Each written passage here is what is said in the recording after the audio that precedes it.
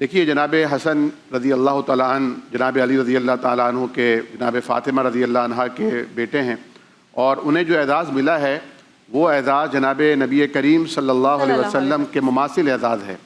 یعنی نبی کریم صلی اللہ علیہ وسلم کا کائنات میں جو محمد نام پڑھا اس سے پہلے روئے زمین پر کسی کا یہ نام نہیں تھا،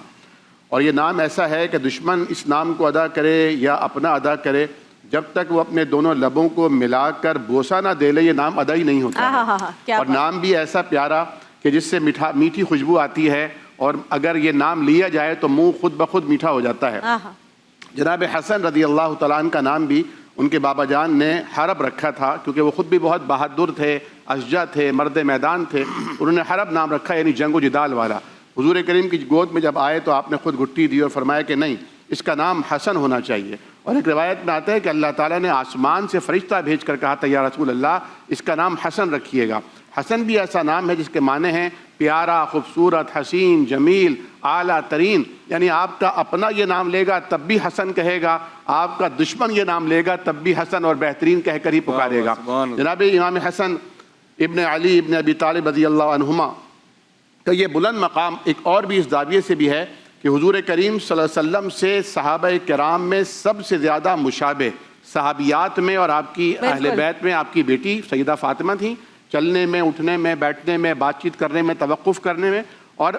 صحابہ کرام میں سب سے زیادہ مشابہ جناب حسن رضی اللہ تعالیٰ عنہ تھے۔ جناب ابوبکر صدیق رضی اللہ تعالیٰ عنہ کی بات چلی کہ آپ نے ایک بار حضرت امام حسن کو دیکھا کہ وہ کھیل رہے ہیں، فوراً دوڑے ہوئے آئے اور انہیں اٹھا کر اپنے کاندھوں پہ سوار کر لیا۔ جناب علی دور سے نظر آئے تو کہا علی علی یہ تم سے مشابہ نہیں ہیں، یہ میرے پیارے آقا سے مشابہ ہیں۔ حضرت حسن علی رضی اللہ عنہ بھی اس سے سن کر مسکرا گئے کہ واقعی آپ درست کہہ رہے ہیں۔ جناب امام حسن رضی اللہ تعالیٰ عنہ کے حوالے سے ایک اہم ترین بات جو آپ کے سوال میں بھی پوشیدہ تھی کہ ہمارے نوجوانوں کو کیا کردار ادا کرنا چاہیے۔ نہ صرف یہ کہ نوجوانوں کو بلکہ ہر ایک صاحب اقتدار کو، چاہے وہ جزوی اقتدار ہو یا کسی حد تک ملک کا یا کسی رقبے کا اقتدار ہو۔ ایک بہت ہی خوبصورت مثال ہے، امام حسن بصری رحمہ اللہ نے لکھا ہے کہ جب خلافت حسن قائم ہوئی، جناب امام حسن کو خلافت ملی، تو ان کے دور خلافت میں مسلمانوں کے مابین اتنا بلڈ بھی نہیں بہا، اتنا خون بھی نہیں بہا جتنا حجامہ یا کپنگ کے دوران سنگی لگوانے میں نکلتا ہے۔ یعنی حجامہ کرنے میں جتنا خون نکلتا ہے اتنا خون بھی مسلمانوں کے مابین نہیں بہا۔ اور حضرت امام حسن رضی اللہ تعالیٰ عنہ نے اپنا حق جو ہر لحاظ سے ان کا حق تھا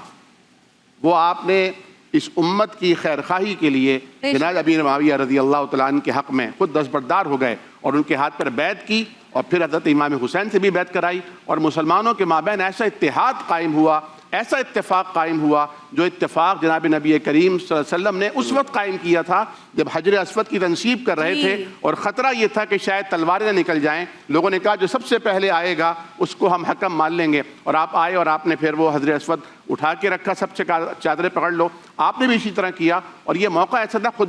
نبی اکرم خطبہ جمعہ دے رہے تھے، مسجد نبوی تھی، اور آپ بار بار اپنے نواسے حضرت حسن کو دیکھ رہے تھے۔ لوگوں نے کہا آپ بار بار کیوں دیکھتے ہیں؟ فرمایا میں اس لیے دیکھ رہا ہوں کہ مجھے جبریل نے آ کر کہا ہے کہ آپ کا یہ بیٹا جنت کے نوجوانوں کا سردار ہوگا، دنیا میں ایسی سرداری پائے گا، حکومتیں تو ختم ہو جاتی ہیں، خلافتیں ایک وقت معدوم ہو جاتی ہیں، لیکن اس کی سرداری کا سکہ ہمیشہ چلتا رہے گا، یہ مسلمانوں کے دو گروہوں کے درمیان سلو کر آئے گا۔